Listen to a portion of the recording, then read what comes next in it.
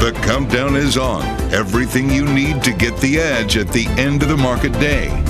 This is The Close. Live from Studio 2 at Bloomberg headquarters in New York, I'm Scarlett Fu. And I'm Alex Steele, and we're kicking you off to the closing bell right here in the U.S. And you're back from assignment. I am. We were in Orlando, so it's much better that we're I'm here. so glad you made it back. We made it back. So let's get checking where our markets stand. Guys, it's a record for the S&P. We're looking at another record close potentially for this year. I think this might make 40.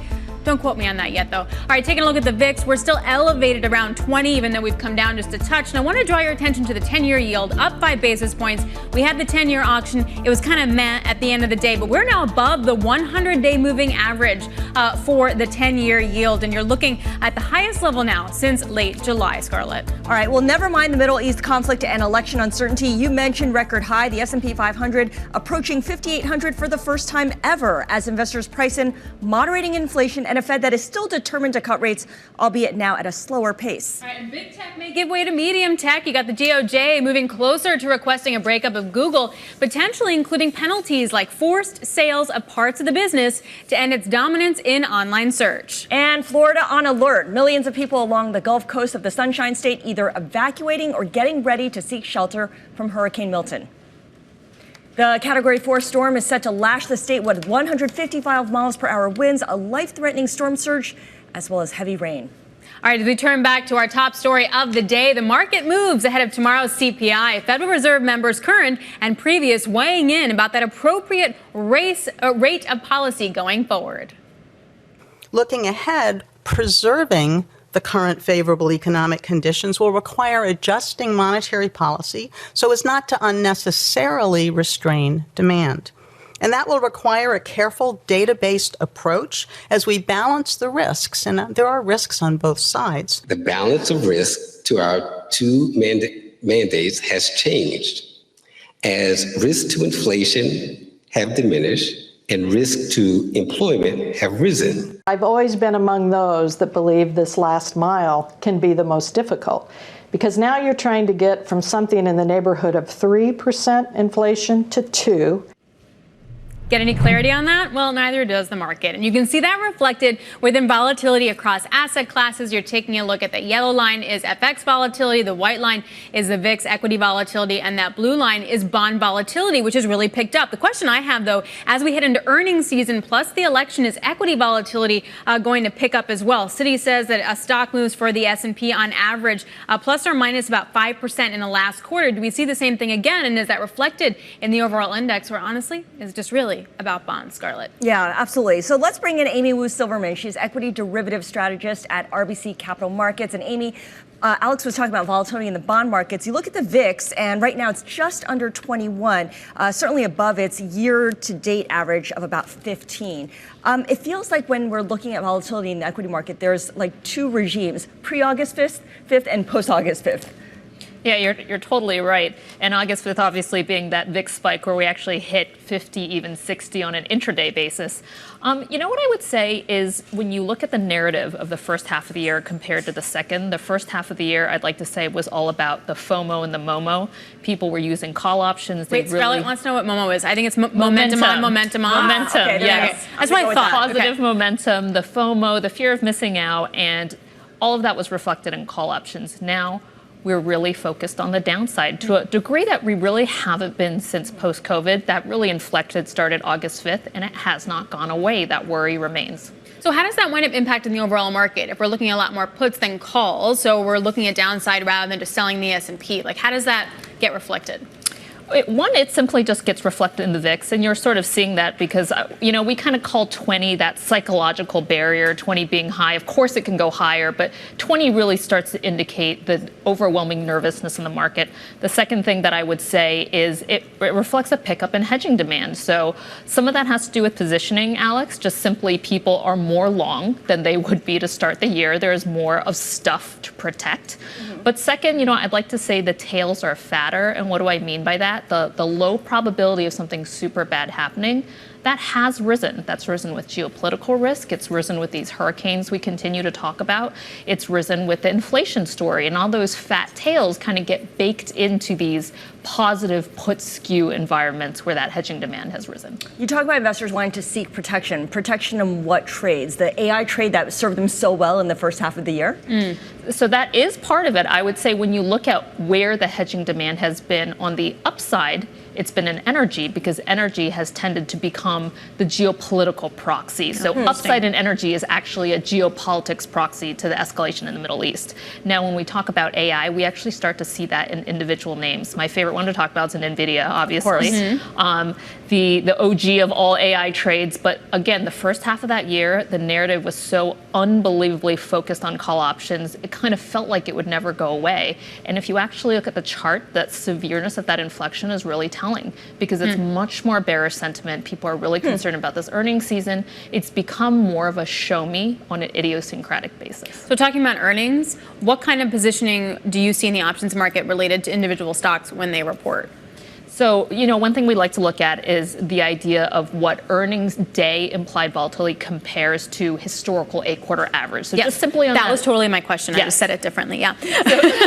So simply put, what does that ratio look like? And one thing we think is going to happen this quarter is you're going to start to see beats to those 8-quarter averages. One, because this tends to be a relatively important earnings season, and two, because this October timeframe from a seasonality perspective is one where volatility tends to outperform anyway. And we've already seen that, right? That's already started to happen. We think we get more of that from a magnitude basis this earnings season. Let's talk about macro, because we got the Fed minutes, which showed that there was a lot of debate over just how much the Fed should cut rates by. And it seemed like Jay Powell was definitely leading the charge on 50 basis points, even with some reluctance, some discussion among his colleagues. How does that play out in equities and options, and in particular with the conversations you're having with clients? So one thing I would say about that whole time frame is, so the next Fed decision is November 7th. And what's 2 days before that? U.S. presidential elections. So, I've had folks tell me, look, this whole thing is a sell the news, sell the vol event. I disagree in this situation, because what I keep asking is, let's say we get to November 7th, we still don't know who the president is because it's so tight that we're still counting ballots. And then the Fed has to go and make a decision. To me, that's a recipe for a big volatility pothole. And so when we look at the money straddle, so the put and call option, just simply that magnitude, that's pricing about 2 to 3 standard deviations outside normal, even taking into account that it is U.S. elections. And that tells me people are kind of worried about the conflation of events, not just simply one or the other. So what's the cheapest way to then hedge yourself? So I will tell you, everything's gotten a little bit pricier, which is not a bad thing, because often it takes that first kickoff in volatility to make things start to price that realized volatility. S&P put options on a historical basis still look okay. VIX call spreads still look okay. And then again, if we're talking about much more specificity, so risk around geopolitical risk, energy call spreads are interesting, and XEG and XOP, those type of ETFs. Are there any risks you think people are not pricing in sufficiently right now? So a longer term risk that, there are two actually that I'm concerned about. One is when you think about the hurricanes and just the displacement of people, one, what that actually means from elections themselves. So meaning physically, what happens on election day for people who are not going to vote because they're physically not going to vote. I think that's interesting to consider. And the second is the longer term implications of what happens with inflation, given these scenarios that are literally just playing out right now. Those would be my longer term questions. The Middle East or the hurricane or anything like that. Well, also just think about the fact that people's home insurance is going to skyrocket. And we see this again and again. A lot of insurers don't even cover areas of Florida. I was reading an article that said someone wanting to desperately sell their home and they can't. Right. For or all California, the reasons. Or in California. Or just being uninsured now. Right. Like not having the tail protection is never that great. Naked now, right? You're a naked homeowner because you don't have insurance. Naked sold puts, not great. Oh my God, I love that for us. Okay, well, not for them, but I love that we can coin that there. All right, Amy, thanks a lot. Really appreciate it. Amy with Silverman, equity derivative strategist at RBC Capital Markets. All right, coming up, as we continue to track Hurricane Milton and Florida's preparedness measures, we take a look at how prepared Home Depot and Lowe's are to support major rebuilding efforts, possibly over the next decade. Plus, the Boeing bad news continues, how the aerospace giant is handling the risk of its debt rating downgrade being cut to junk and collapsing labor negotiations. And Gen X being called the economy's struggling middle child. How a new Bank of America report is pointing the finger at an entire generation due to its discretionary spending. We've got all that and more coming up. This is The Close on Bloomberg.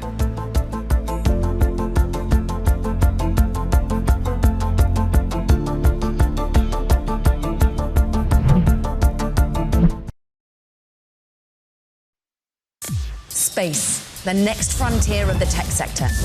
On Friday, Bloomberg Technology is live in LA for a special episode from Rocket Lab, featuring conversations with founders and investors of the companies plotting humankind's future outside of Earth's atmosphere. We're going to get hands-on with the future of space technology, from rockets to robots. Countdown to 11 a.m. Eastern, 8 a.m. on the West Coast, only on Bloomberg Television. Context changes everything.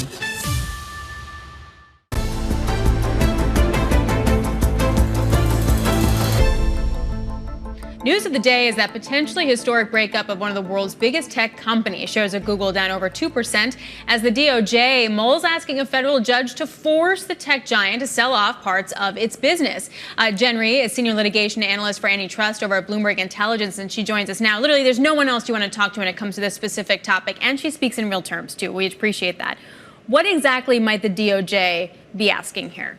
Well, they put a whole list of things that they might ask for, because this is just a framework. Their final proposal, I should say, is coming in November. But they're talking about a structural breakup. Android, Play Store, Chrome. Those were the three options that they sort of put there out on the table. And also all kinds of behavioral remedies, which would be aimed at banning these default agreements that Google has to put search all over the place, embedded, in every access point to the internet, paying the OEMs that make the Android phones to pre-install Chrome and pre-install Google Search and keep all the other rivals off the phones. And some sharing of data. I think that's a big one, because one of the things the judge found in this case was that these default agreements Google had prevented other search engines from gaining the scale they needed to improve. And if you can't improve, then users aren't going to install that search engine or use the engine. So I think sharing of data might be a part of this as well. This is going to be a dumb question, but does Google have any say in this or have any way to sway what happens? Absolutely, they do. So they're going to come with their counter proposal. They'll be filing something in December. They'll be explaining why the DOJ's proposal doesn't make sense and what they think makes the most sense. Obviously, it'll be much less drastic than what the DOJ's proposed here. But they have to come up with a remedy, a proposed They have remedy. to, Okay. right. They found, the liability was found against them, that they have engaged in illegal conduct. There must be a remedy here. There will be a hearing in April. With experts, technical experts, economic experts, where they can both make their case as to why their remedy makes the most sense, and then the judge said he would decide by August. Is this a solution in search of a problem?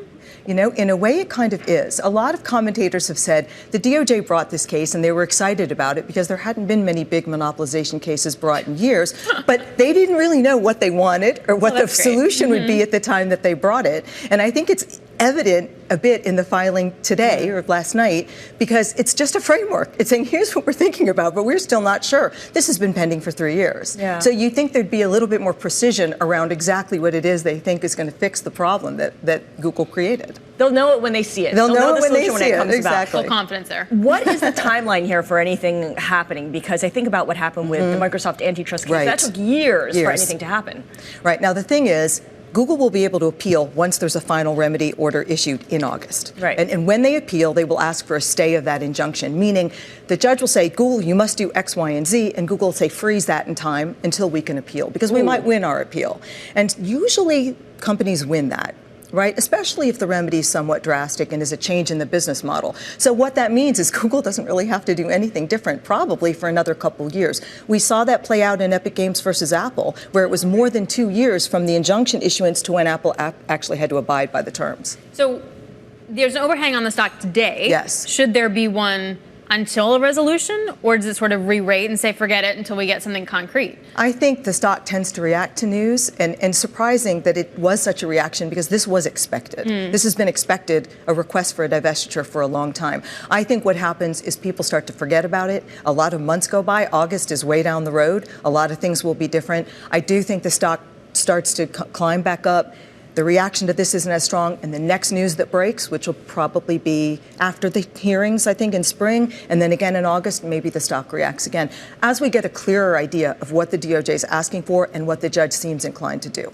I can kind of see why the government may not have a precise solution in mind, because the technology is changing. The market's changing constantly. So even if they come up with something, it may not be applicable or even relevant in 3 years' time.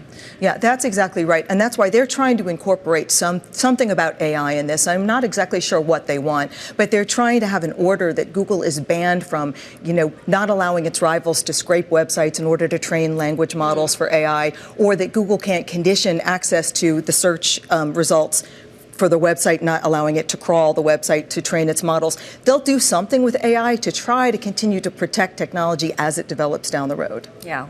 Coming back to that idea once again, they'll know it when they see it. Yes. We don't know what it is right now, but Right. And also remember, they give a different administration, in which case Yes. that changed the whole thing. Do remember Microsoft settled when a new administration came in. Now, in this case, I don't really see that happening. I think this plays out. It's going to be the judge's decision and the appeals that'll tell us what the remedy is going to be here. Jennifer Rhee, always a pleasure. We always learn stuff from you. Thank you so much. Bloomberg Intelligence's Jennifer Rhee. Coming up, we're going to take a look at how Floridians are preparing for Hurricane Milton to make landfall later this evening, because home improvement retailers Home Depot and Lowe's are as well. More analysis on the stocks next in Top Calls.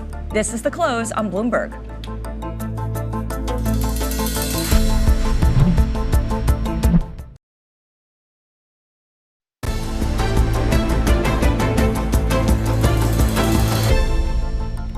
It's time now for our top calls, a look at some of the big movers on the back of analysts' recommendations. And we're going to start with Chewy, a buy rating for the pet care retailer from TD Cowen. The price target is set to a street high $38. Analyst William Kerr says there is significant headroom for Chewy and other e-commerce players to fetch growth in the retail and pet pharmacy market. He also sees strong revenue growth, margin expansion, and free cash flow conversion in the coming years. Chewy up more than 3% right now. All right, Scarlett, I'm taking a look at Norwegian Cruise Lines. Forgot the helm. Anyway, Citi says Norwegian has real legs in the cruise space headed into the 2025 and beyond. The analyst there upgrading its recommendation to buy from neutral, saying Norwegian's shift in strategy has given him confidence that its considerable pricing opportunity will not be offset by runaway costs. That stock is the best performing stock in the S&P.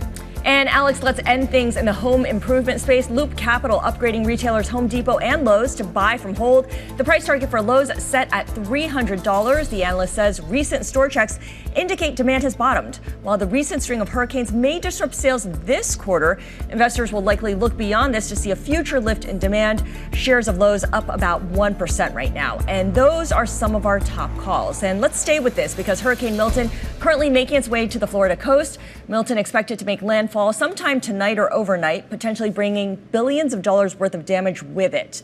So what does this mean for home improvement retailers like Home Depot and Lowe's? David Bellinger joins us now to help answer that question. He is Director of Consumer Hardlines and Consumer Internet over at Mizuho. He also has outperformed as his rating on both of these names. So David, talk us through how you see demand during this period shaping up, not just in the days right after the storm, but in the months to come.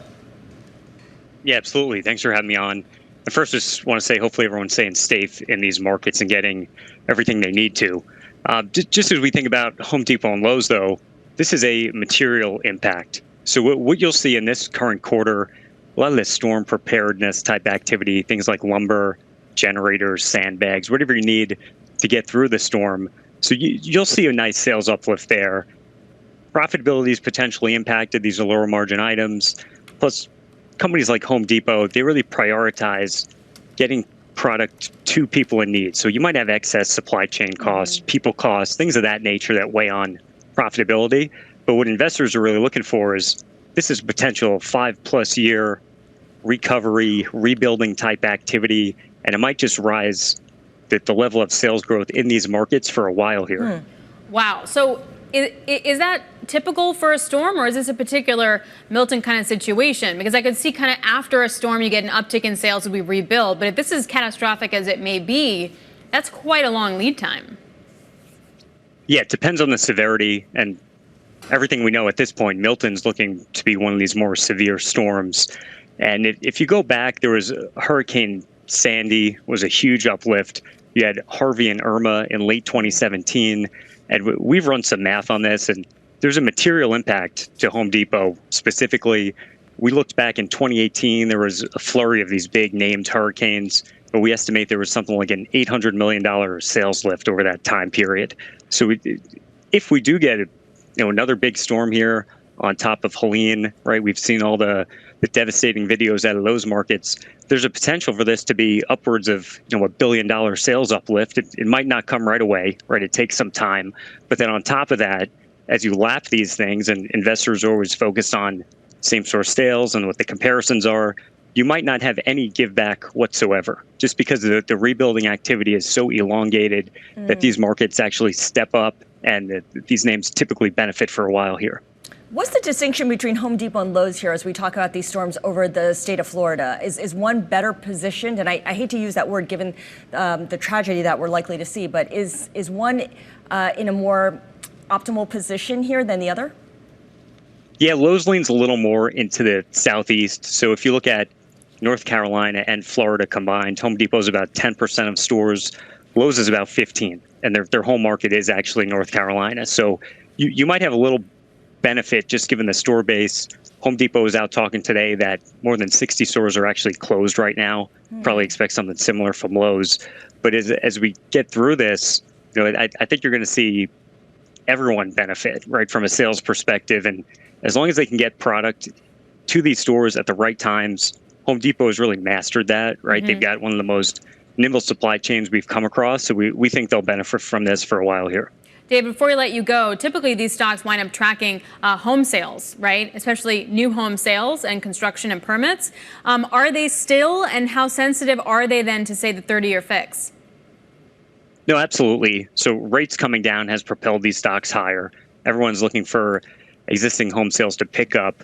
If you get this hurricane activity, it's an added accelerant. Just one thing here to keep in mind, too. Home Depot recently bought SRS Distribution. It's mainly a roofing company, right? You've had somewhere in between $6 and $7 billion of annualized roofing sales for this acquisition. If you think about that industry, residential re-roofing demand, it's about 30% of that is driven by severe weather damage. So that's an added accelerant here on top of rates coming down and what should be improvements in existing home sales that'll get the core business of both of these companies back going in the right direction. All right, David, we appreciate that. Thanks a lot. David Bellinger over at Mizuho. And you can track the path of Hurricane Milton. You just type in HURR GO on your Bloomberg terminal, and you can see where that is headed. Scarlett, so I was in a radio shoot for Orlando, right? I was going to be leaving this morning. Instead, obviously, I changed my flight because the airports were closed for today. But you could definitely see people kind of stocking up and getting ready. Now, people in Orlando obviously are not Tampa, so it's a different level of issues. But, the hotel workers were like, yep, we just live here. We live in a hotel room. We just service the hotel. We just wait until it's over. We've done this a lot. There was that sort of vibe. Was the airport a zoo? There were a lot of people and a lot of crying children. Yeah. Getting taken away from Disney. So that was also kind of sad for them, if you think about that. All right, coming up, we're going to talk about Amazon unveiling some new tools to make those October Prime Day deliveries run as smoothly as possible. We'll break that down with the VP of Worldwide Ops.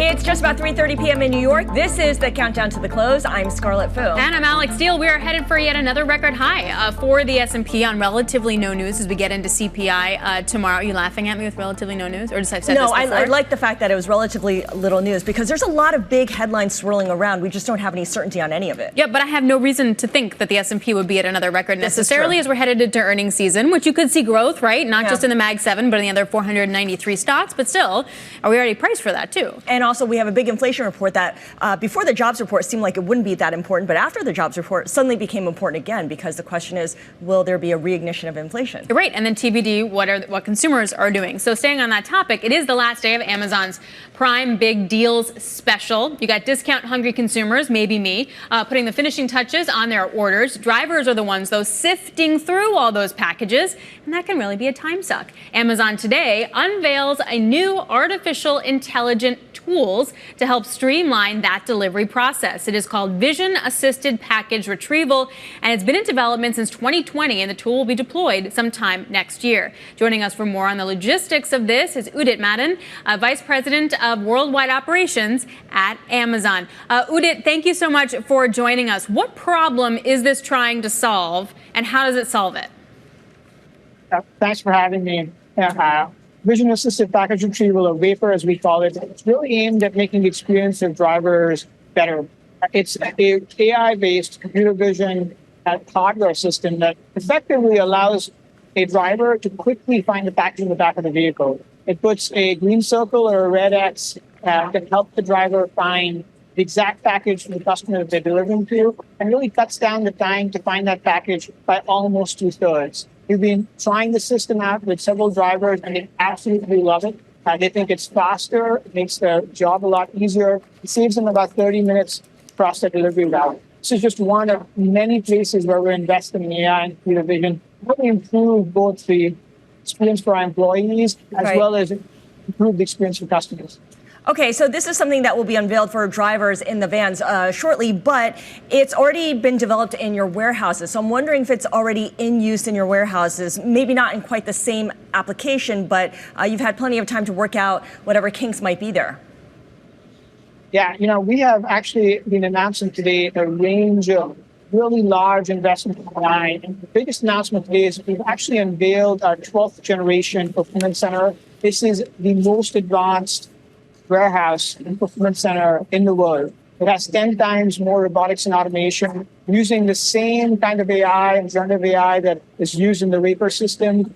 And is actually going to improve the experience for employees, make the work that we do in our fulfillment center safer, and speed up deliveries for customers. How much time and money and energy is this going to save you guys? We have been working with AI for almost a decade. A lot of customers who use Amazon don't actually know this, but they're already experiencing AI in every order that they make, every time they visit the Amazon website, from seeing the delivery promise in the detail page, seeing their summaries and reviews, to all the work that happens across robotics. There's a ton of work happening and has been happening for several years. The work with generative AI that we've been doing at Amazon is really accelerating the pace of innovation. And a lot of that is happening without customers even realizing it. There's also a lot of investment happening behind the scenes in the underlying technology with investments in AWS Bedrock. It's been used not only at Amazon, but across enterprises and small businesses to create things that in the physical real world are practical and driving value for employees at companies like Amazon, as well as customers all around the world.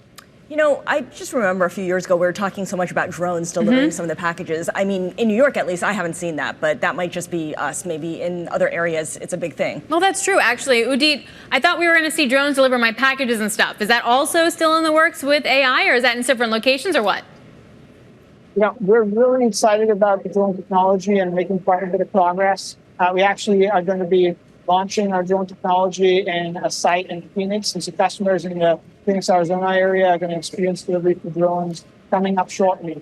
It's something that we're looking to roll out broadly, and technology that we think is going to enable even faster deliveries for customers. Can you tell us a little bit about how what you're working on today relates to Prime Day and the acceleration of getting packages into consumers' hands as quickly as possible to make that more seamless? Today is exciting. It's the second day of Prime deals. We had a great start with millions of deals that customers were able to buy. All the work we do year round really builds up the investments we make in technology, the investments in AI. All our teams are ready and geared up to make sure that customers get their packages on time. In fact, the site that I'm at in Mount Juliet is got a large team, a lot of robotics that are already shipping thousands of orders every minute out to customers in the area. In terms of operations, we have a couple disruptions within the U.S. Hurricane Milton and the port strike that happened that seems to be at least resolved for the short term. Has that impacted your businesses? Has it impacted your warehouses? How do you guys manage that?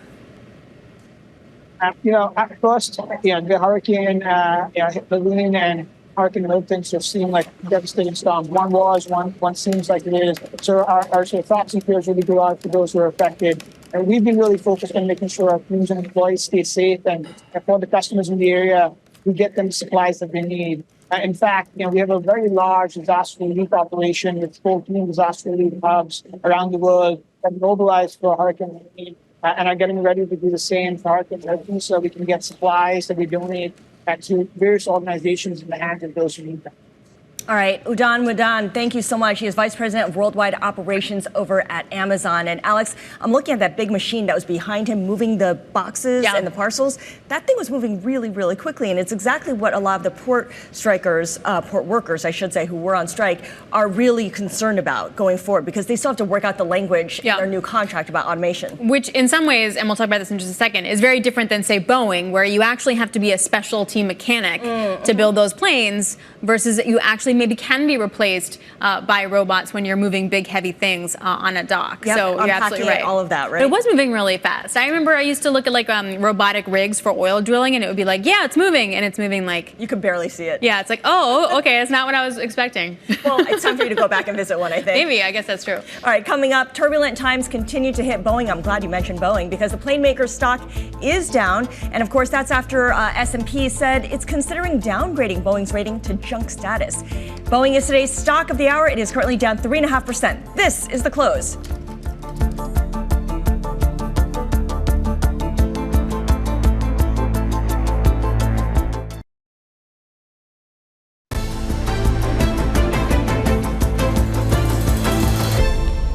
It's time now for Stock of the Hour, and we're looking at shares of Boeing flying lower after negotiations to resolve its ongoing strike collapsed, and S&P warned it may cut the plane maker's credit rating to junk status as a result. Abigail Doolittle is here with us, and Abigail, this is the standoff with Boeing's biggest union, which has been going on for almost a month now. Almost a month. It's a real mess, really dysfunctional, and there's a lot of backlog to it. So Boeing did make a 25% raise offer after the union asked for 40%. Initially, management for the union said yes, but then they went back to their workers and the workers said no. So there seems like a little bit of a mismatch there, yes. And then Boeing came back with 30%. The union said no, but this time Boeing went to the rank and file, which you think they would have gone to management since the rank and file seemed to want more. So, this is just an idea of what's going on. But the latest place that we're at is Boeing basically withdrew the offer, said, nope, we're not having anything to do with it, and we're walking away. So it seems as though, I was talking to George Ferguson, our BI analyst.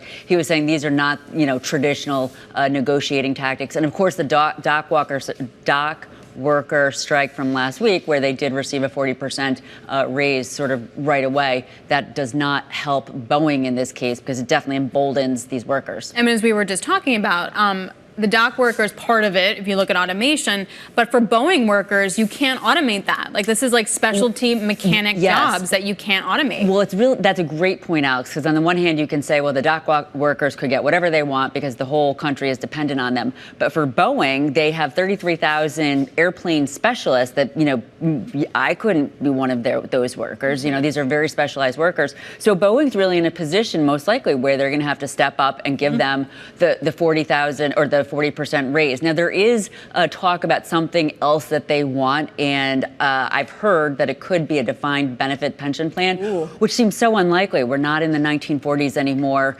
Maybe the workers need to rethink that idea, because how could Boeing ever pay for that, really? Yeah, I mean, they have some leverage here in that they have a CEO, a relatively new CEO, and the company obviously has some cash flow issues, and they need to get back on track. Yes. The other side of the story, which is why there's renewed pressure on the stock as well, is S&P threatening to cut Boeing's rating to junk. If it does that, obviously Boeing's borrowing costs go way up. Yeah, absolutely, and that's a big piece of it. What you were just talking about, they need to get back online. Their West Coast plant is basically down. That means that the 737, the 767, and then the very profitable 777, they're basically offline. Mm-hmm. The 787, that is in the East Coast plant, non-union. But if they can't generate cash, because this company has been under a world of hurt already this year, down about 40%. The back half was supposed to be the recovery, and that's clearly not happening. So yes, their interest costs could go higher if they are unable to generate the cash. I think I read it's $100 billion a month as they stay offline. I mean, that's a tremendous amount of money. Yeah, they're losing a ton.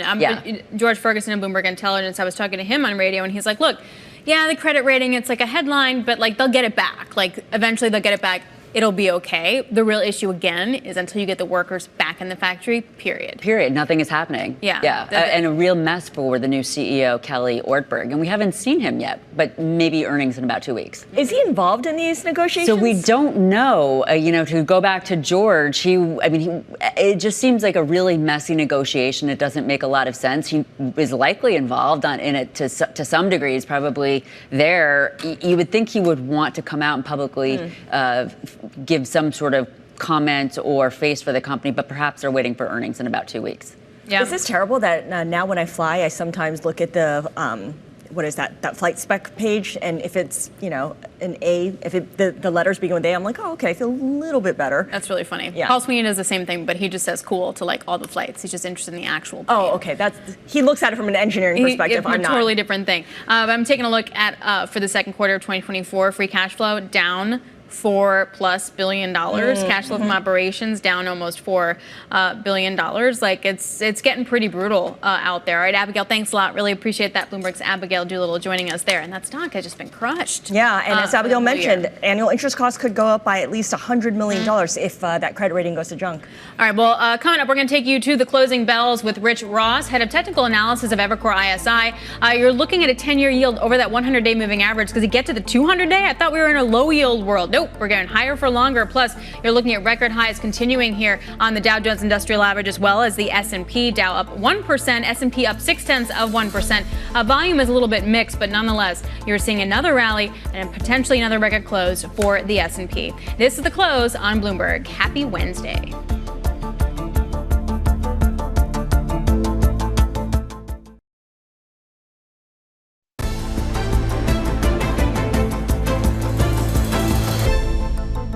One thing we think is going to happen this quarter is you're going to start to see beats to those 8-quarter averages. One, because this tends to be a relatively important earnings season, and two, because this October timeframe from a seasonality perspective is one where volatility tends to outperform anyway. And we've already seen that, right? That's already started to happen. We think we get more of that from a magnitude basis this earnings season. Amy Wu Silverman, equity derivative strategist at RBC Capital Markets, who kicked off the show for us. And when we talk about volatility, at least in equities, Alex, there's very much a divide between pre-August 5th and post-August 5th. And we've definitely seen an uptrend in the VIX since then. Yes, at the same time, you got the S&P at another record close, potentially 44 for this year. Kind of unbelievable if you take a look at that, up 0.7%, kind of right around the highs of the session. I did want to point out, too, some of the individual groups. It's actually consumer-related stocks. You got the cruise liners, like Norwegian was upgraded, so that whole hotel, casino, cruise sector doing well, up by over 2%. And you're also seeing the mid-caps. At one point today did hit another record high. They may not be there now, but they did. Russell did not, nor did the Nasdaq. But I love the fact that you pay attention to the mid-caps. No one does that. I do. We look at the mega-caps and we look at the small caps. The mid caps are just kind of lost in the shuffle. I got the SMIDs, but it's really the mid caps. Yeah, at one point hitting a record high today. All right, mid caps at a record high. Let's bring in Rich Ross. He is head of technical analysis at Evercore ISI to give us his take on what he sees from the charts. And Rich, we look at the S&P 500 that is getting ever closer to 5,800. Alex mentioned the 44th record high of this year if we close at those levels. What do the charts indicate in terms of where the S&P can go by year end? Well, I see the S&P going to 6,200 by year end. That's a pretty bullish upside target. But when you look at previous year end moves, in particular moves that occur after elections, this is the spiciest time of year for seasonality. We're entering the best 1, 3, and 6 month stretches for equity performance. And we're doing so with a very bullish tailwind of price action, policy, positioning, and politics, again, the sum of which gets you that 9% upside from current levels to another all-time high at 6,200. I mean, we're still extended quite a bit over the longer term moving averages, right? Do we need another pullback in the middle of this? I think we've seen that, over the last 3 months, and you discussed the uptick in volatility that we've seen consistent with the worst 3 months. So again, we're making this seasonal transition from what are traditionally the worst months of the year, August, September, October, at least the most volatile, into the best 3 month stretches I alluded to. So again, we've seen early month weakness in August, September, and October, which has been bought, and it has been bought aggressively. So I think it's sort of a deja vu all over again, and that early month weakness is already being bought. And again, it's at a time of year where we tend to see strength. Okay, time of year where we tend to see strength. We're also seeing a lot of strength in technology today. Tech hardware up 1.6% on the day. You see a lot of upside for semiconductors. What indicators are you noticing there?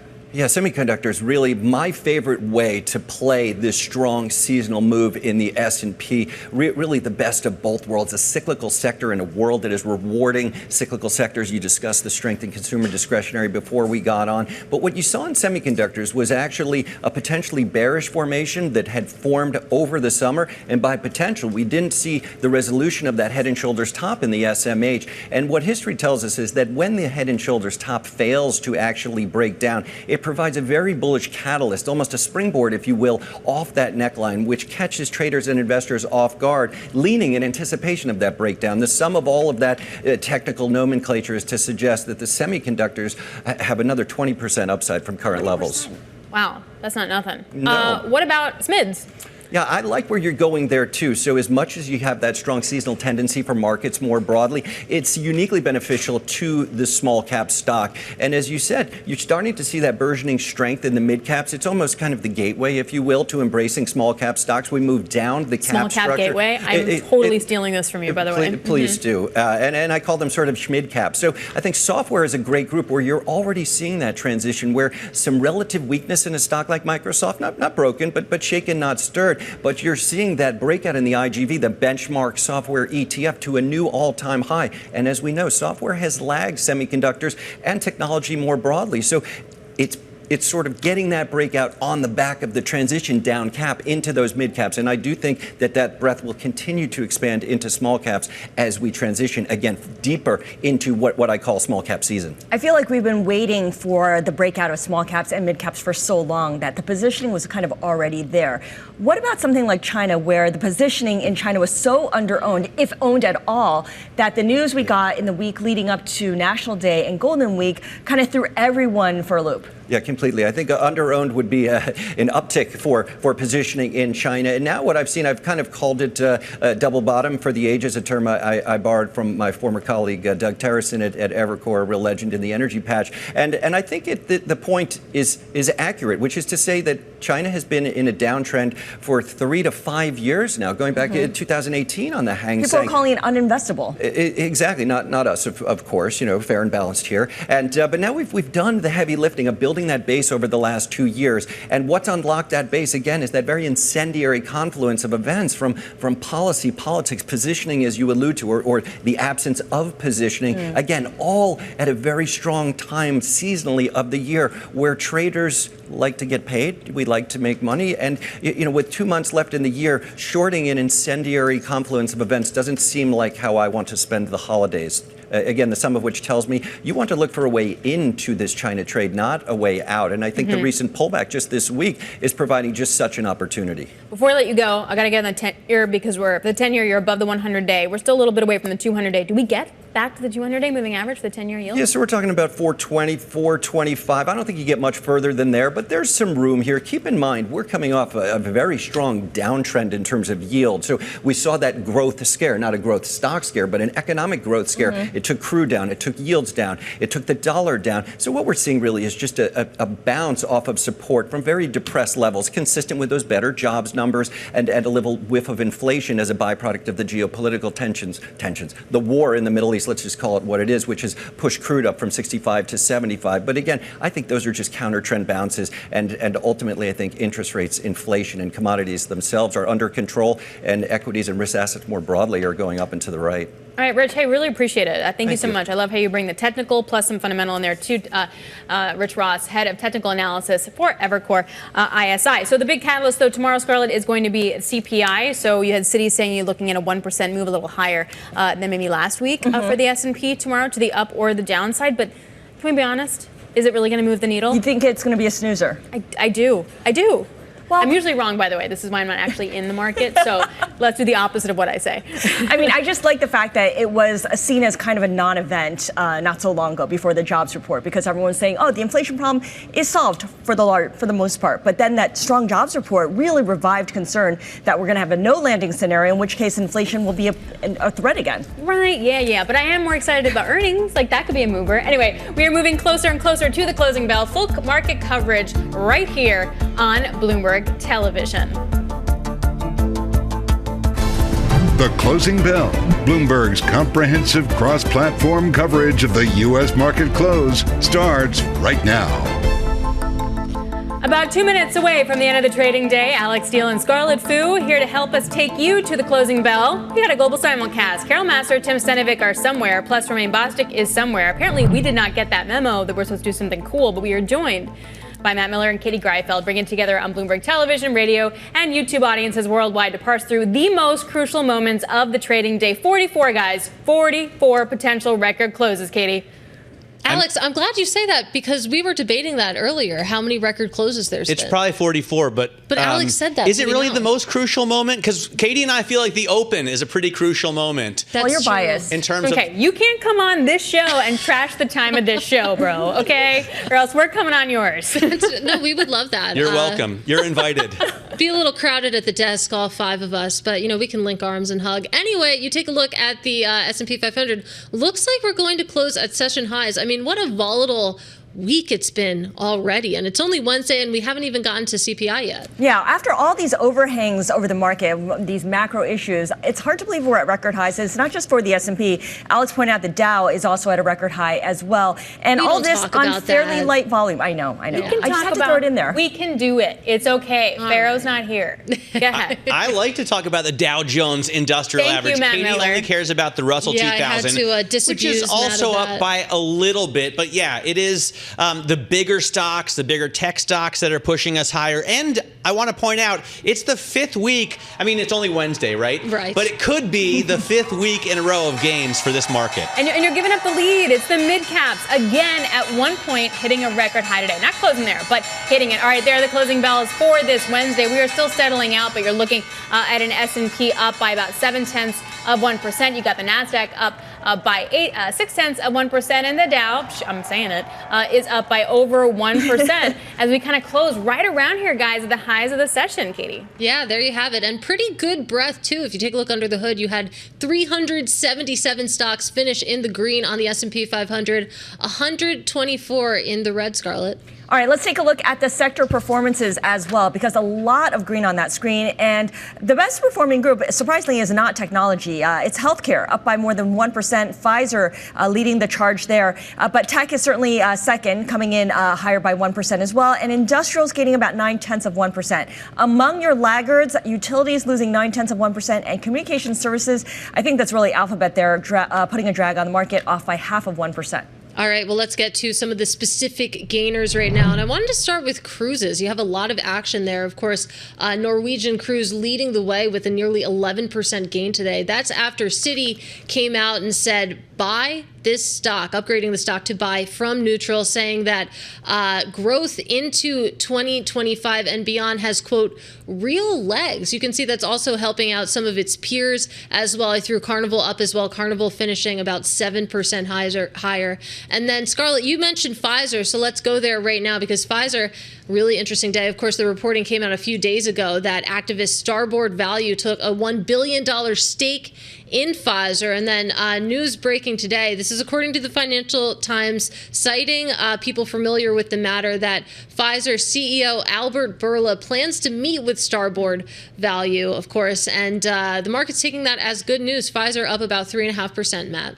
All right, I've got some of the losers here. Two of the biggest stories of the day are losers, right? Google is one of them, after we learned that the Justice Department has actually told a federal judge it's considering recommending that Google be forced to sell off parts of its business. Of course, we've already been reporting this. It's obvious. It's one of the big options here, and we're not going to find out what actually happens until August of next year. But it doesn't stop investors from selling this stock today. They're doing that. Boeing also said that it's withdrawing its offer to striking union workers after negotiations collapsed.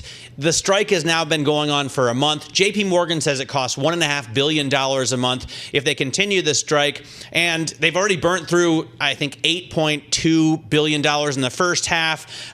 They're burning cash at a surprising rate. This really hurts. S&P Global warned that they may cut the plane makers' credit ratings to junk. We also see Constellation, the nuclear energy operator, down. NRG, another energy company, is down. I can't figure out exactly why. I'm going to say bond yields rise. Alex Steele, and you can correct me if I'm wrong. Is that a problem for these utilities? No, it's such a good point. I was wondering the exact same thing. It was Vistra, Constellation, and NRG were the worst performing stocks within the S&P, and I also couldn't figure out why, because I think Guggenheim actually had a price target increase over Constellation. That's true. So maybe you're right. Maybe it's higher bond yields, and you're using that as a dividend proxy, but they've been trading as an AI proxy, right? So it's kind of tricky. All right, so maybe someone can, just email me and tell me if you know why. IBU. Then, or IB, wow, the kids are IBing. Okay, and then Byrna Technologies. I thought this was interesting. A company that makes self-defense sprays and armor designed to be inserted into backpacks. It tumbled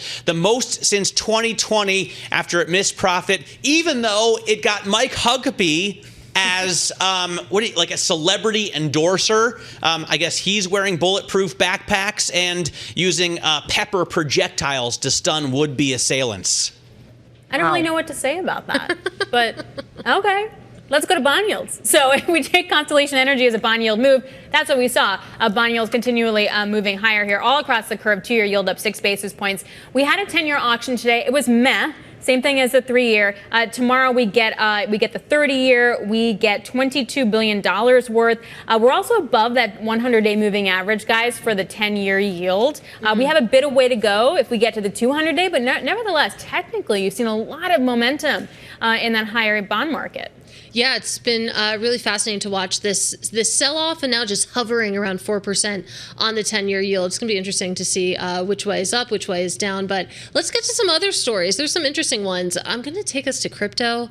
I don't know.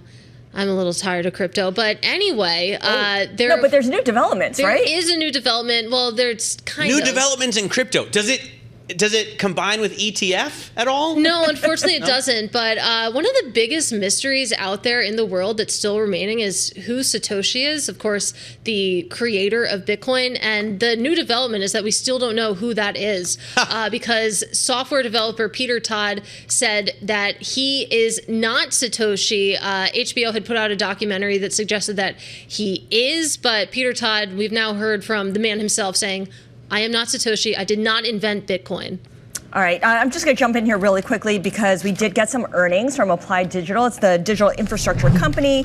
First quarter revenue topping analyst estimates, $60.7 million. Analysts were looking for just under $55 million. And first quarter adjusted loss was 15 cents a share. You could see the stock moving up in after hours trading by almost 10%. All right, so taking a look at that. Okay, here's my question, though. Back to Katie's story. Yeah. Why do we care who invented Bitcoin? Oh, I definitely care. I definitely community care too. cares. But why? But literally, what? Are you going to invest less or more because of it? No, it's its own asset class now. So the thing is, I don't care as an investor, just as a human, Alex. It's a mystery. We want to know because we're curious people. And he's so rich. Yeah. Satoshi has so many Bitcoin. But I don't think it's like selling drugs to a cop. You don't have to say if you're Satoshi, right? I mean, no, I don't think you do. But it's interesting. Haven't the Bitcoin in his wallet not moved, and that's part of the reason why we don't know who he is. Yeah, but each one is now worth $62,000 compared to zero when he invented it. If you're still with us, you're a very wealthy man, and we would love to know who you are. He holds around 1 million Bitcoin. That's so many. I mean, yeah, it's a lot of a limited commodity or currency. Sounds like $62 billion. Yeah. Is that? You know what? Math, he probably needs a lot of money if he's going to go to Disneyland because Disneyland has hiked its prices, once again, ticket prices.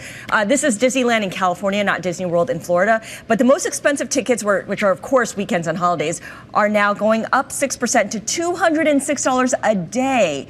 The lowest price admission, which is mainly 15 days in January and February, is going to stay unchanged at $104. So the lowest price is $104. And that's just to like walk in. And then if you want like the fast pass, if you want food, if it rains, you need a poncho, which apparently are $15, as I learned from Paul Sweeney when he went to Disney World on Sunday. Wow. Like things like that. You have a wristband, you just tap it, and all of a sudden that credit card comes due. I mean, my gosh. I'm having a hard time picturing Paul Sweeney at Disney. By the way, Sweeney goes to Disney World for free. He goes. No, he does not. He paid for those tickets. Really? Yes. I thought he goes on like junkets with Bob Iger. He did, but this one he was going for fun with somebody else. Disney World probably worth it. Compared to Disneyland, I think not worth it. Well, Disneyland has California Adventure, right? That's like the specialty thing that they have at their parks that Florida doesn't have. Florida has the Star Wars thing, right? Yes, and it has Space Mountain, which is, the coolest thing. California has Space Mountain, too. Does it? I don't know, I've never been to California. I think so. I'm learning a lot here. I didn't know this. We were talking to Geetha Ranganathan of Bloomberg Intelligence earlier, though. Speaking of Disneyland / Disney World, Disney World is losing $50 million a day every day it remains closed. That's wild. That's a lot of money. And the parks business for Disney makes up a huge percent of their operating profit. Yeah. It's like 2/3. It's incredible. Alex, and that's why they have to raise prices in California. By the way, the new price increases take effect immediately.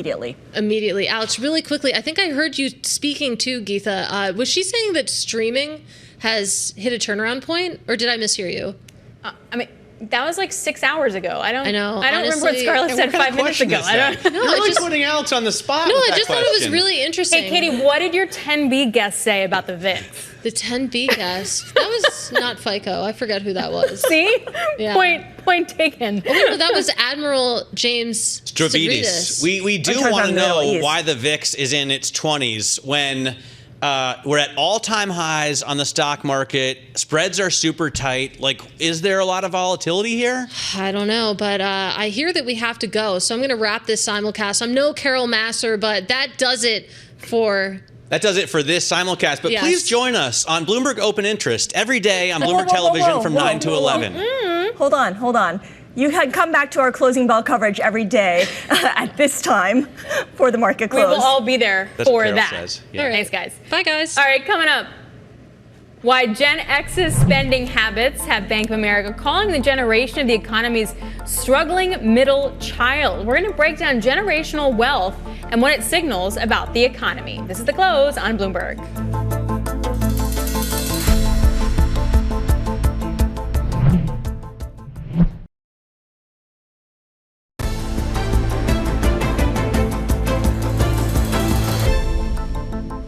Welcome back to The Close. I'm Scarlett Fu. And I'm Alex Steele. 44 record highs for the S&P this year. That's where markets closed out the day. Taking a look at the S&P closing right around the highs of the session, up 0.7%. Also taking a look here at the Bloomberg Dollar Index. It's had a really super solid run. The best winning streak now since April of 2022. That 10-year yield also moving higher above that 100-day moving average. The auction today was met. You get an auction tomorrow for the 30-year. We'll be taking a look at that. And just broadly taking a look at crude, it's been a very volatile move over the last few weeks. Obviously taking energy stocks with it as well today on the downside, Scarlett. Yeah, taking a breather there after some big run up. All right, let's move to some of the day's big movers as well. We're going to start with Arcadium Lithium.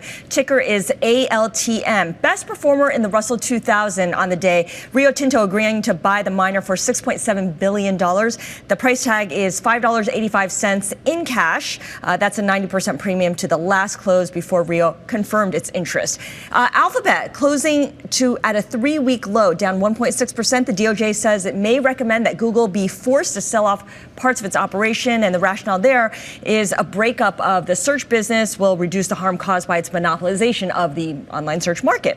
And Boeing, negotiations with its largest union have collapsed. That's ending hopes, at least for now, of a quick resolution to the 4-week strike that has basically shut down production at its West Coast factories. That stock losing 3.4% on the day. S&P also warning it could cut Boeing's credit rating to junk. If that does happen, that could mean $100 million more in annual interest expenses. Now, our top story this hour is bracing for Hurricane Milton. The Category 4 storm is barreling towards Florida's west coast, prompting state and federal officials to urge Floridians to evacuate while there's still time to do so. Airlines are adding flights, cruise companies are altering ship routes, and amusement parks are announcing closures. Milton is expected to make landfall overnight. Bloomberg Intelligence estimates there is $30 billion of bonds issued by utilities, schools, and hospitals within the evacuation areas that are at risk from the expected storm surges. Well, private equity-backed companies are showing sustained resilience. That's according to some new data. The Golub Capital Altman Index measures median revenue and earnings growth of more than 100 private companies. In the first 2 months of the third quarter, earnings grew 8%, revenue by 5%. Here with more details, the man himself, Lawrence Golub, CEO of Golub Capital. Lawrence, this is quite staggering because we hear how smaller companies are going to be struggling. They have to deal with higher interest rates, et cetera. They're maybe more exposed to the lower end consumer, et cetera, et cetera. But your findings don't show that. Your findings show that actually these mid-sized private companies are doing pretty well. They really are. The U.S. economy is doing okay, and it's been that way for a couple of years, and it continues. I think that some of the noise that led the Fed to cut 50 bips all at once, really we don't see in our middle market companies. And this is especially true in private equity-backed companies, which are quicker to adapt to change circumstances and generally are good at maintaining their growth rates and dealing with whatever adverse circumstances pop up. So they're more nimble because they're able to move quickly. They don't have to disclose as much. They don't have to spend as much time compiling information to disclose to regulators as well. What else is the broad brushstroke differences between these companies that you're tracking versus, say, the S&P 500 and when we obsess over their profit growth rate and their revenue growth rate?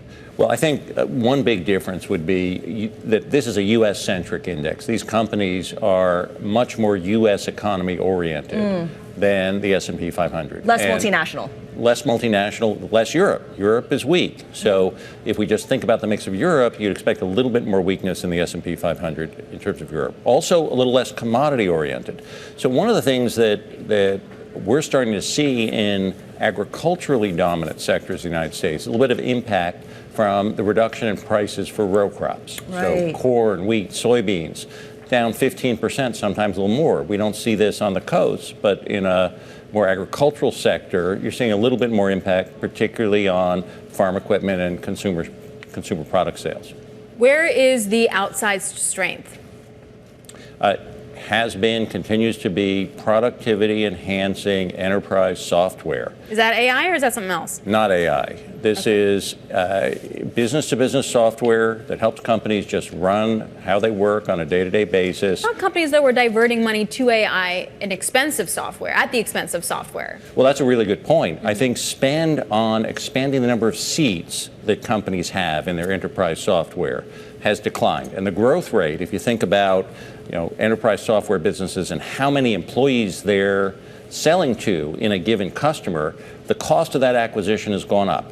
But those very well-run enterprise software businesses that have high recurring revenue, high market shares, still have pricing power. And even though the cost of customer acquisition has gone up, they're still growing a little less quickly than they were, and they're still able to expand margins. In the public markets, everyone is obsessed with tech companies being able to have something to show for all their investments in AI. There's got to be some ROI, and investors have been impatient with what they've seen so far. What does that look like? Does it even show up in the numbers for these private companies? We don't see it at all in these numbers. I mean, we'll hear about companies doing some experimental spend on AI, and you'd expect eventually to see higher productivity, particularly in white-collar jobs, but it's very, very early. And most of these businesses really are still experimenting with how to give tools to their employees that actually move the needle on the productivity side. Got it. So if that's the state of play right now, what are the companies that you guys look at the most worried about, say, in the next 3 to 6 months? So I think that in the consumer sector, we've seen for a few quarters that revenue growth has gone back to trend CPI plus a little. And margins have contracted a little bit. Now, a lot of this is the bounce back from the stimulus spending and excess savings having run out. Some of it is the delayed effect of interest rates higher. Some of it, I think, is sticker shock that people who are running credit card balances are looking at 20% plus interest rates. So I think that part of the economy has a little bit of headwind. On the other hand, the Atlanta Fed tracks wage growth, same job wage growth. It's running steadily at 5%, has for a long time.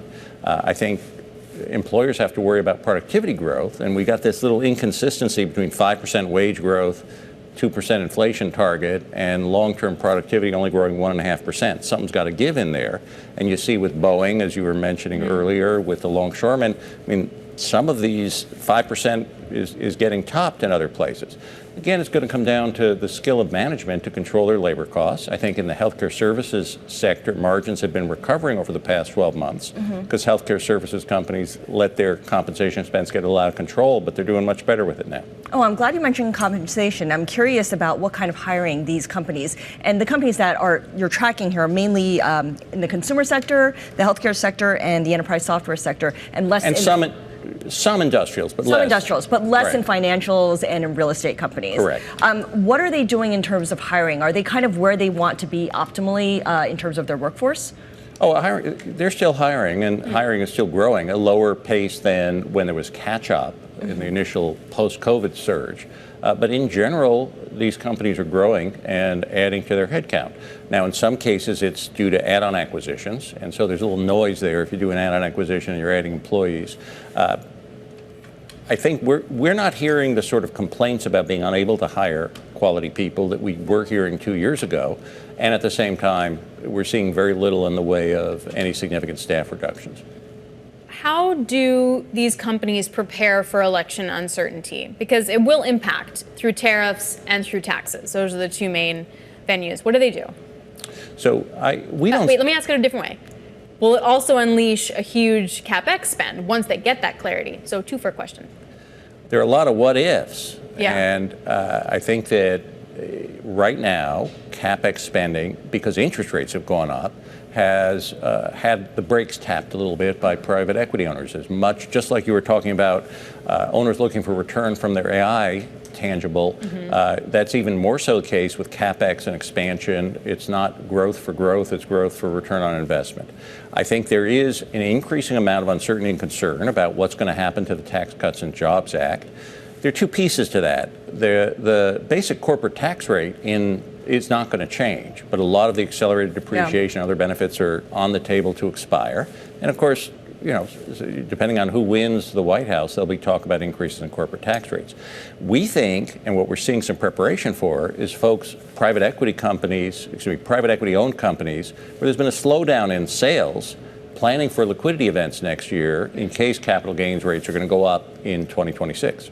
Gotcha. So we could see more activity in 2025, 2026 once we get past this We point. think so. All right. Lawrence Golub, CEO of Golub Capital, thank you so much. Thanks for having me. Appreciate it. Coming up, we've got the top three, where we focus in on the top three movers and shakers at the center of the day's big stories. This is The Close on Bloomberg.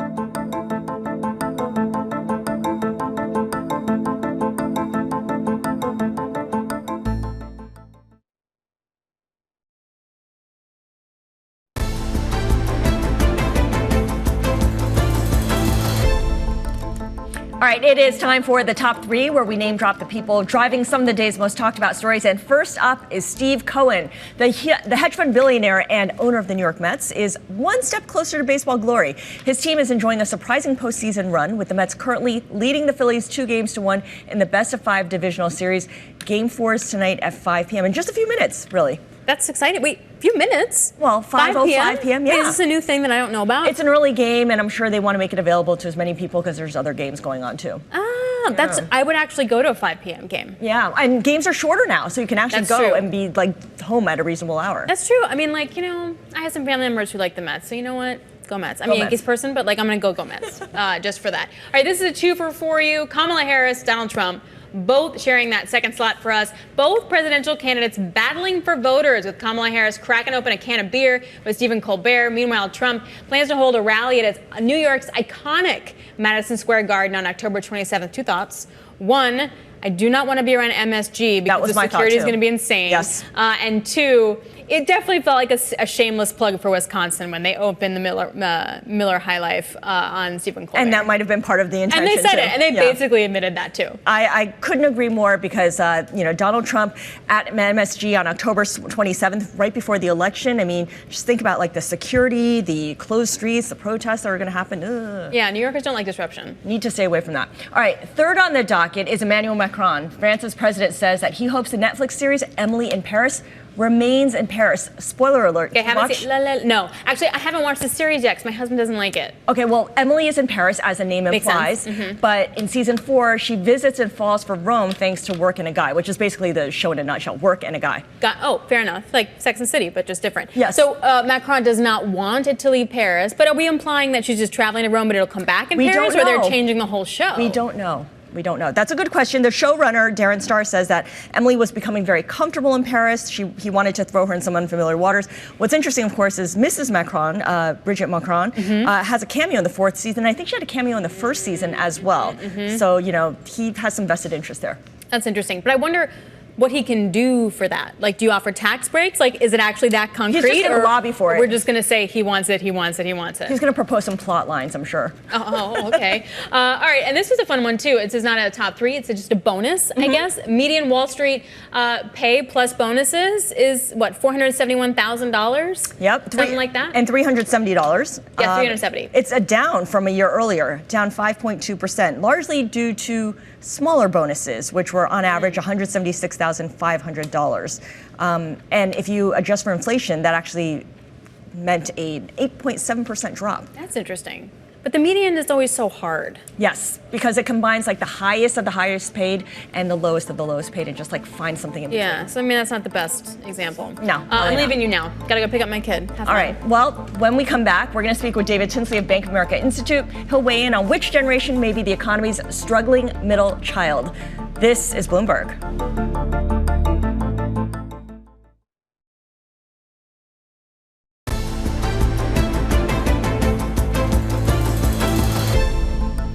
This is The Close. Is Gen X the economy's struggling middle child? Because people born between the mid-1960s and late 1970s are feeling the squeeze between caring for kids and aging parents, all while they are edging closer to retirement age themselves. Card data from Bank of America show Gen X's discretionary spending is weaker than other demographics. Here now to share the findings of this research is David Tinsley. He is a senior economist at the Bank of America Institute. David, first off, I feel seen, so thank you for doing this. No one ever focuses their research on this group. Your data show Gen X, which you are also a member of, our spending fell 2% year over year in August. I'm wondering how much of that is because it might be off of a high base, because our generation has been spending like drunken sailors for the past 10 to 15 years, raising kids, paying for their education, their summer camps, et cetera. Right. Yeah, that's a good point. So the thing about Gen X is it's a relatively small number of people in that generation compared to the other ones. So yeah, we do feel seen, but we are quite small.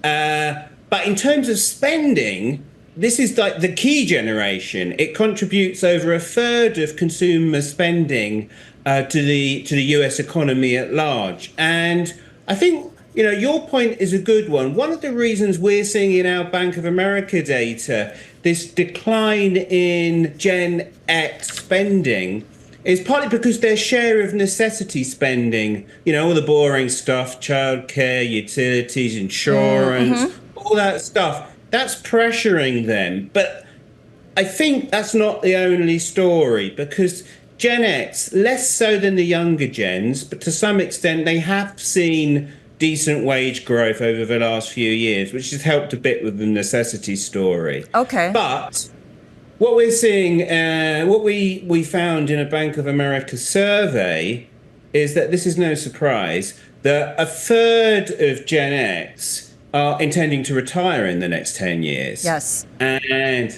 because of that, they're having to save more to get themselves ready for that. How are they doing that? How are they saving more, David? Right, interesting. So they are contributing more to their 401ks, the most sort of tax efficient way, I guess, to save initially. But equally, what we're seeing in our data is that they're saving and investing roughly 40% more than the other generations around them. So they're definitely sort of, I think, got their eyes on the future in terms of what their spending plans are currently. So in a sense, they're pulling back on their discretionary right now to make a bit of room. So you mentioned that we are the smallest generation, but we're punching above our weight in terms of how much we contribute to overall spending in the U.S. economy.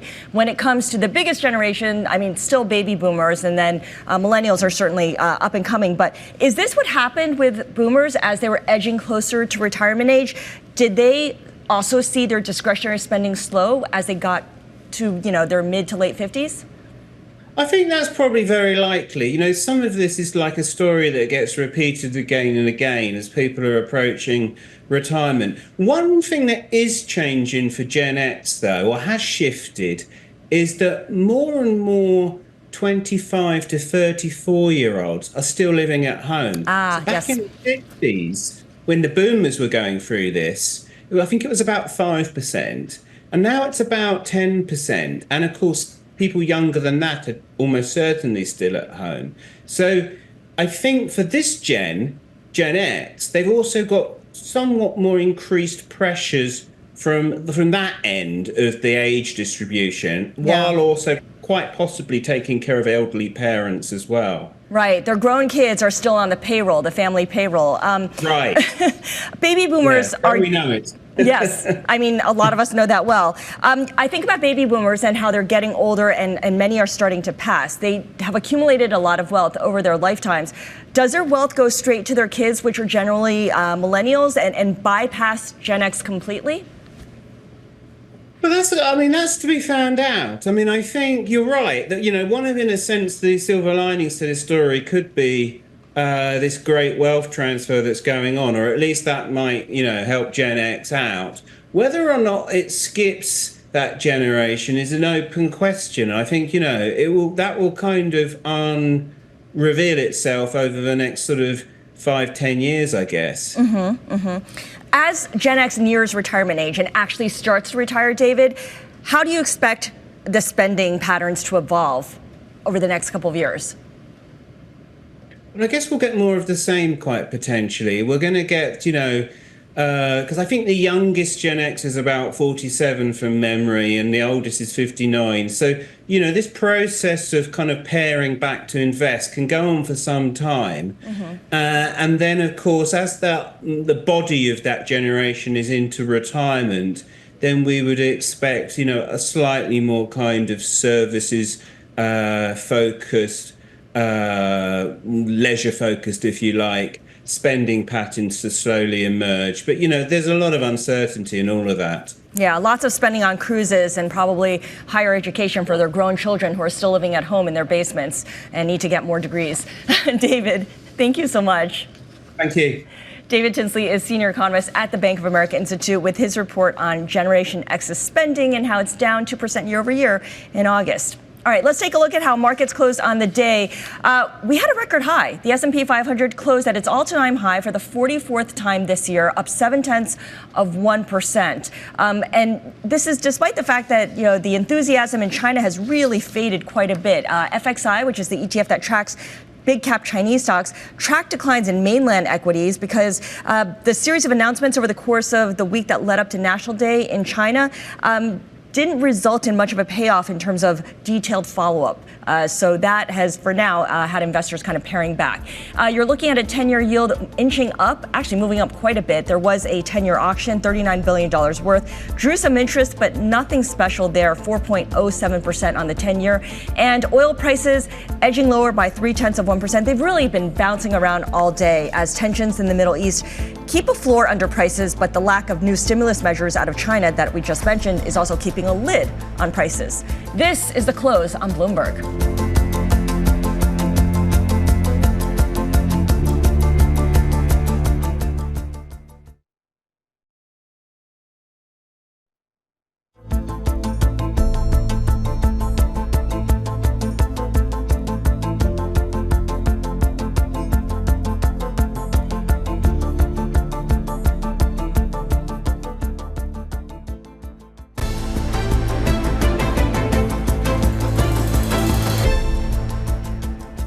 The big data point this week is consumer inflation due out tomorrow morning. Now, consumer prices are projected to slow their increase in September, rising 0.1% over August and up 2.3% versus a year earlier. This is according to economists surveyed by Bloomberg.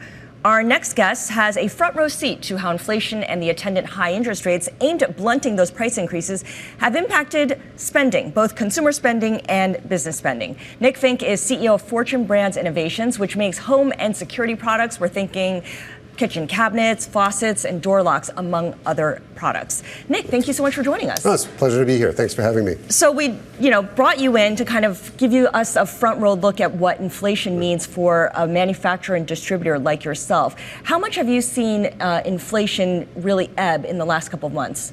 Yeah, I'd say, beyond the last couple of months, you've really seen it slow down over the course of I'd say the year, even a little bit before that. We saw obviously the huge supply chain crunch, the inflation that went through that. We've been very slow at taking price because we take it all the time incrementally, so slowly versus shocking the consumer. That's part of our strategy. And now I think you're seeing it move back out and prices are in a much more normal pricing environment. Okay.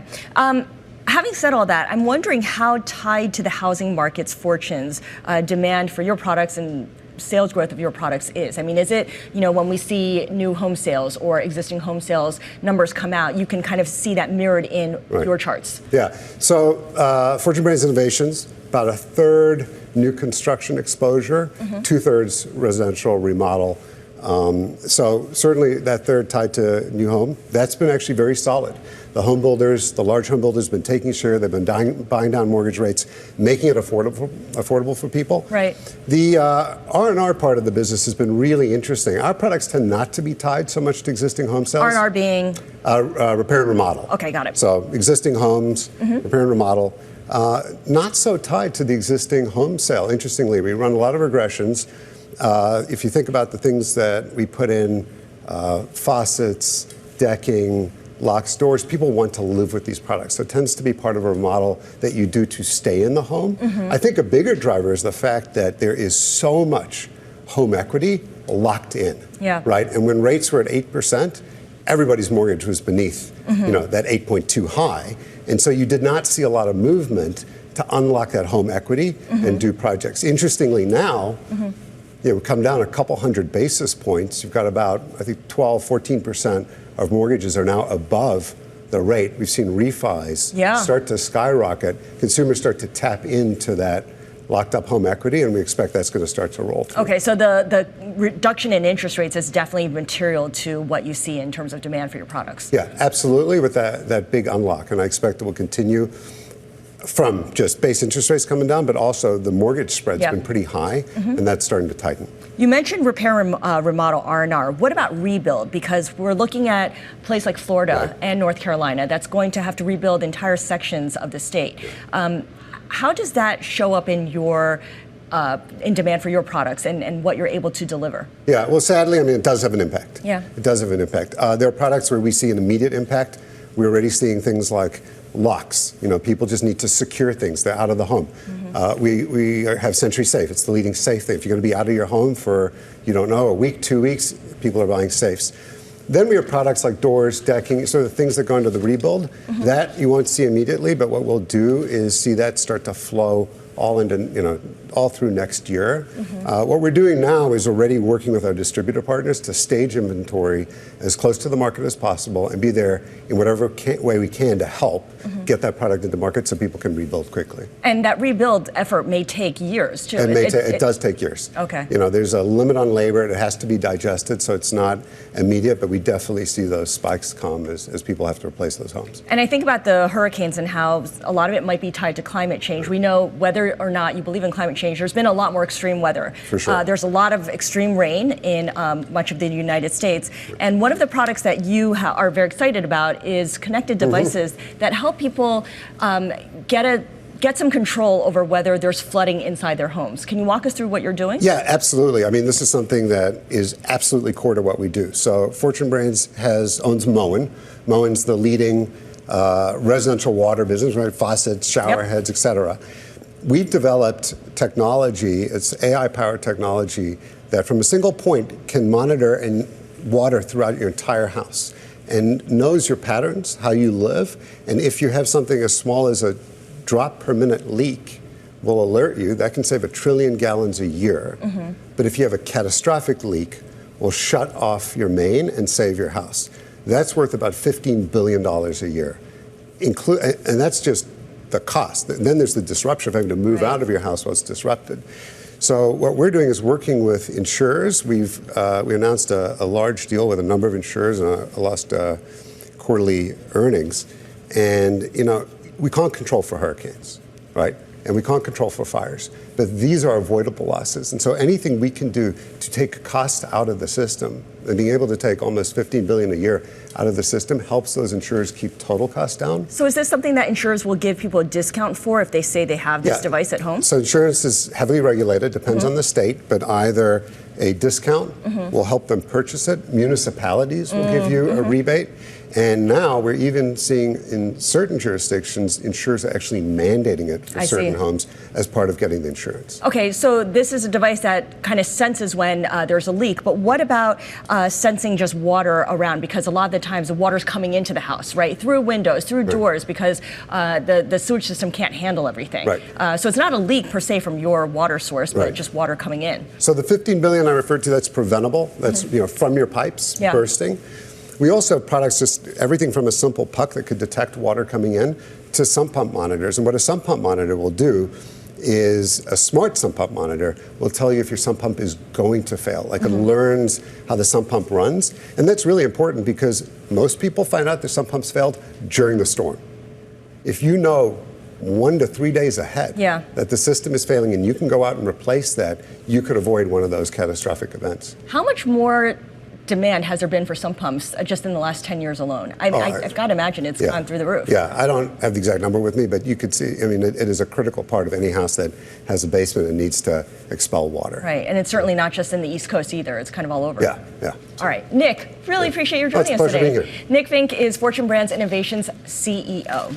Now, still ahead, what to watch for tomorrow. We have a big storm coming, getting ready to slam into Florida. We're going to take a look at what's going on in Florida, as well as take a look at what kind of insurance costs are going to be tied to that. This is Bloomberg.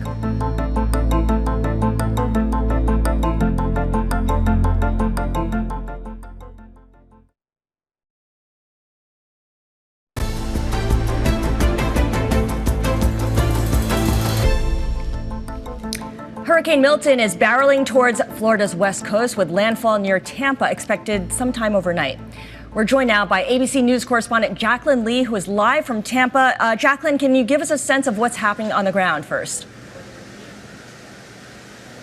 Yes, so of course, you can see the wind and the rain really starting to pick up. We are expecting conditions to deteriorate as the night goes on. This is just the beginning of the storm as it moves into Tampa. Now, overall, when we talk about the early impacts, we are seeing reported tornadoes all across the state. We're seeing storm surge. We're starting to see flooding. But again, it is expected to get much worse as the tornado gets much closer. In a press conference earlier today, we heard from President Biden as well as the FEMA administrator, who actually made references back to Hurricane Ian. They said not only was that devastating for the Tampa area and Florida overall, but they say Hurricane Milton might be worse, and they are really asking all residents to evacuate as fast as they can and take this seriously. As for those who are deciding to stay behind, we've seen them fill up their sandbags, board up their windows. They are preparing to be without power for several days if needed. But overall, the state of Florida, the governor is saying everyone needs to get out and go to shelters if they can. It's not too late, but once it gets dark here, that's when it's really dangerous and the residents have to hunker down. Jaclyn Lee, ABC News, Tampa. Jaclyn, before I let you go, have any utilities cut off power or just to take preventative steps from things getting worse? I mean, we've seen how that's increasingly become a tactic for a lot of these companies. So, of course, you have to think about the storm surge, the electrical grid, and how important that is. We know that here in Florida, they actually have cut off some of the water in certain areas just to preserve the critical infrastructure. But the governor said there's more than 50,000 linemen here in Florida ready to jump in once the power goes out. The biggest concern here, of course, is when you're without power, when you have the water rising as quickly as expected, especially if you're in a single-story home or a mobile home. To think about storm surge 8 to 15 feet. If your home is only, the ceilings are only 8 feet, that's when it gets really dangerous, especially when it's pitch black. All right, Jaclyn Lee, ABC News correspondent, joining us live from Tampa. Thank you very much. We're going to stick with Hurricane Milton and take a look at the financial angle, because Matthew Palazola and the team over at Bloomberg Intelligence wrote that the storm's path and strength make a $100 billion insured loss a possibility. Matthew joins us now to discuss. So when we talk about $100 million, can we break that down a little bit into what that looks like? Yeah, so actually interesting. Since this morning when we published that, there's been a bit of a wobble in the forecast, they call it, and it's moved a little bit further south. So that $100 billion was kind of predicated on the storm core threading that needle right into Tampa Bay. That may not happen yet. It's still going to happen kind of overnight. So we're probably looking maybe a little bit less than that, but still, that is going to be homeowners losses and commercial losses. What's interesting is these companies will generally not cover the storm surge. So we're talking about 15 feet, 10 feet of storm surge in some places. That may not be covered by private insurers. Some of that will fall on the federal program, but most of it would be uninsured. What parts do they cover then? So it's mostly wind, fire, those kind of things. So if the wind kind of tears apart a home, takes your roof off, things like that, or if the wind were to tear the roof off and then the rain gets in, then that's a covered peril. But the life-threatening, dangerous things about this storm is going to be mostly the storm surge, and that will be, generally uncovered. So you're going to see a big gap between what we'll call the economic loss and the insurance loss. We've seen insurance companies come under pressure the last few days. Which specific companies are most exposed to Florida? So it's interesting. The large national players, so you see names like Chubb, AIG, Travelers, they're not big players in the Florida home insurance market. They may have some commercial exposure there, but they have moved out of that market because there's a lot of fraud in the market. And aside from just the frequency and severity of hurricanes, those large players have moved out. So what you see is the state fund, so it's backed by the taxpayers, called Citizens, and then you'll see smaller regional players. And those stocks are down a significant amount in between the past couple of days. What actually happened was 2 days ago, all the insurance stocks sold off a lot. Yes. And they've actually been up the past 2 days. So what I think people saw was that initial sell-off was probably overdone. We looked at what their losses could be as a percent of their market share, and it just looked like the market cap that was taken out was more than what their losses could be. So you've seen them kind of creep back up. So the tragedy with this storm is that it comes so closely on the heels of Hurricane Helene, and we've seen a large divergence between economic and insured losses. Would the same be true with this storm? For sure. So this you may even see more so. With Helene, it was a lot of the storm surge, a lot of those impacts in North Carolina were surge driven. And that storm overall will be a much smaller loss. So catastrophe modelers have already come out and said maybe 10 billion, 13 billion. This one we're looking at that 50, 60 to 100 range. All right, Matthew Palazola, thank you so much. Matthew Palazola of Bloomberg Intelligence. He covers insurance companies, looking at potentially a $100 billion event for the insurance industry here. Let's look ahead to what else we're keeping an eye on tomorrow. There is earnings in the morning before the market opens. Domino's Pizza and Delta Airlines. We've seen from the airlines talk of less demand and fares going down. So we'll get more evidence of whether that's the case when both report. And we have jobless claims and CPI. I kind of, buried the lead there. CPI is the big number to watch for there. And right now, there is a lot of concern about inflation, especially with the labor market holding up better than anticipated. Jobless claims, a read on a high frequency read on the state of the labor market. Both things the Fed will be watching very carefully. Speaking of the Fed, lots of Fed officials speaking. Cook, Barkin, and Williams all on the docket. And a quick note here that tonight marks the Game 1, or I should say tomorrow, marks Game 1 of the WNBA Finals. And as well, it's going to be robo-taxi day for Tesla. CEO Elon Musk will helm the robo-taxi launch. That does it for us. Balance of Power's up next. Have a great evening, everyone. This is Bloomberg.